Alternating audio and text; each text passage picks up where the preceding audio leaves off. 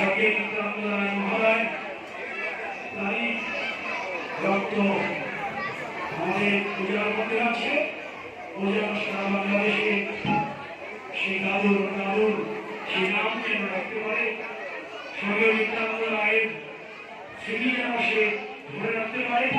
সবাই যেন আশীর্বাদ করে ওর জীবন যেন আপনাদের মতো সাধু গোস্বামীর চরণ ধরে মাথায় গিয়ে সারা দেশে যেন নির্মিত হতো।